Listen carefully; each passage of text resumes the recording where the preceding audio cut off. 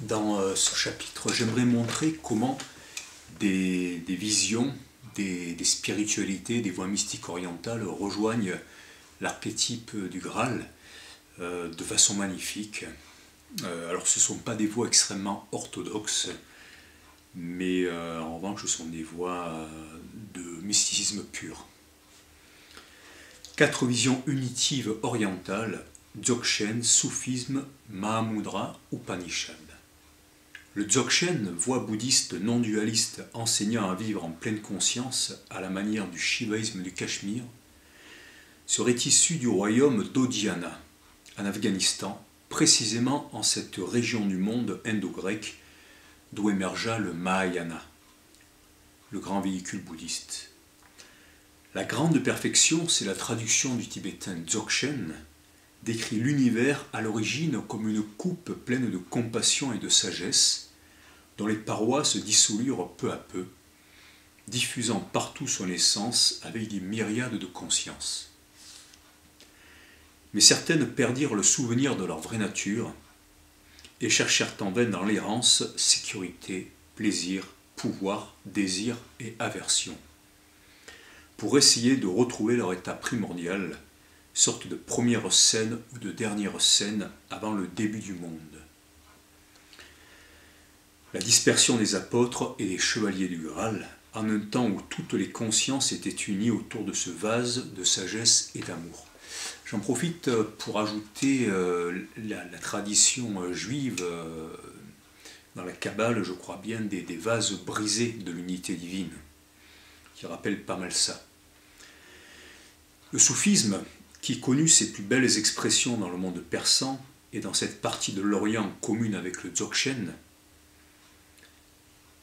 mais aussi avec le zoroastrisme, le taoïsme, le bouddhisme et le christianisme, dans les premiers siècles de l'islam, parle souvent de la coupe divine sous les plumes de différents mystiques, Hafez, Rumi, Omar Khayyam.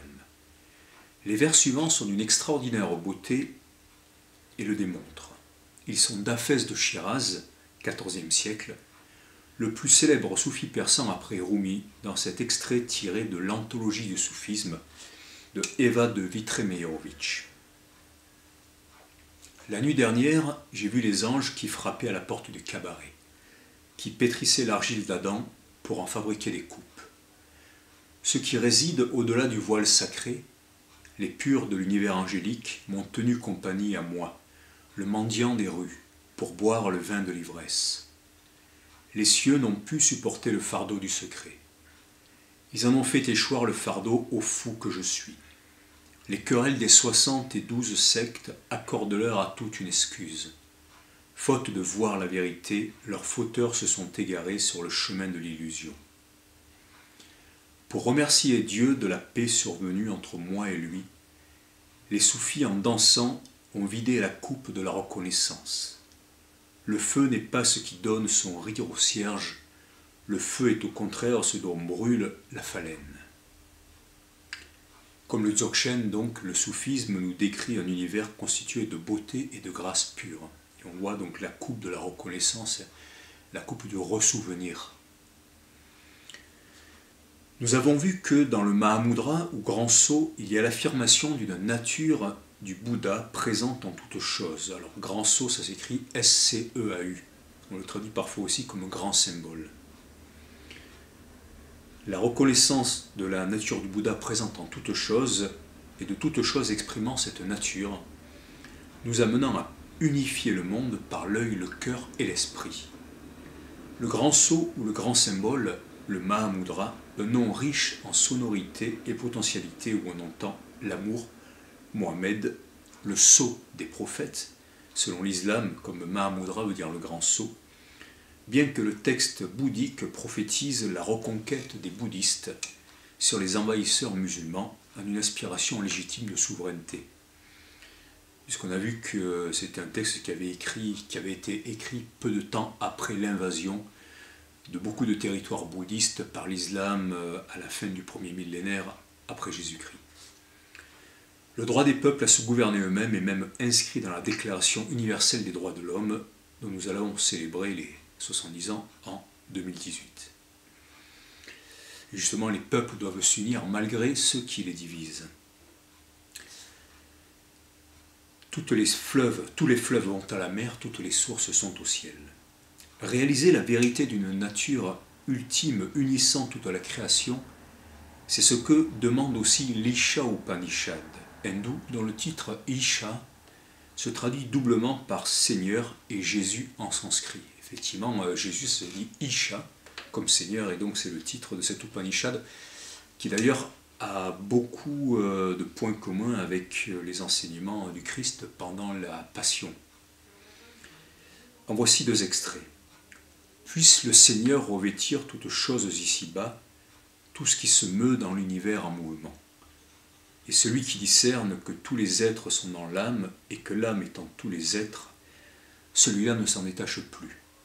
Oui, s'il perçoit qu'en lui l'âme est devenue tous les êtres, comment pourrait-il s'angoisser et comment pourrait-il souffrir s'il discerne en lui l'unité?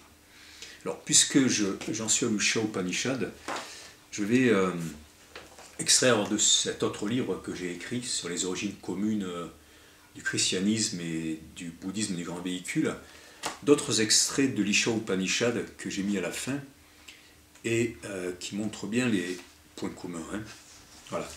Par exemple, d'un masque d'or est recouverte la face de la vérité, ou on pourrait traduire aussi d'une patène d'or. La patène, c'est ce qui sert à recouvrir l'hostie. En sanskrit, c'est Hiranmayena Patrena, Satyasya Piheta Mukkam.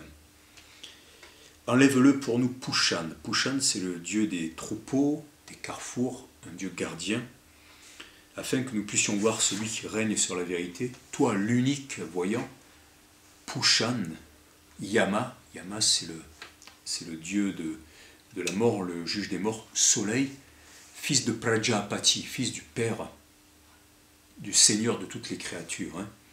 Donc, unique voyant, fils de Prajapati. Je suis lui, comme dans l'évangile de Jean, on dit le je suis. Vayu, le vent, c'est l'ambroisie, c'est-à-dire l'immortalité, le souffle, et voici ce corps misérable qui demain ne sera que cendre. Donc là, ça fait vraiment penser à la dernière scène, demain ce corps qui ne sera que cendre. Agni, conduis-nous à la richesse par le bon chemin, garde-nous de l'égarement, garde-nous du péché. Et là, Agni, il faudra en parler très longtemps. Je le ferai peut-être au cours d'une intervention prochaine, mais Agni, c'est à la fois le feu et le dieu agneau, le dieu bélier, le dieu bouc, c'est-à-dire l'animal sacrificiel dans l'hindouisme. Voilà. Donc il y a énormément de choses dans cette Isha Upanishad qui est bien spécifique, parce qu'on dit de l'Isha Upanishad que c'est une Upanishad qui serait sortie directement de l'absolu de Dieu. Et en fait, on ne connaît pas le Rishi, c'est-à-dire le voyant qui l'a révélé, et c'est un cas complètement unique de la vie même des hindous.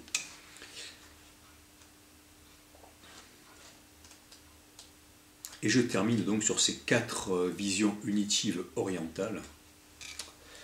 Le bestiaire du Christ, 1941, de Louis Chaborneau-Lassé, livre puisant dans les traditions médiévales, montre comment chaque animal incarne une qualité du Christ ou un épisode de sa vie et amène à le voir en tout être, ou à célébrer le Créateur par toute créature, comme François d'Assise, 1181-1226, dans son Cantique des créatures, où il rejoint son contemporain Ibn Arabi, le maître des maîtres soufis, lequel, dans le livre du maître de la puissance, décrit tous les êtres vivants en train de chanter le nom de Dieu, de réciter le zikr, qui est le fait de se souvenir que Dieu est partout, chacun à sa façon.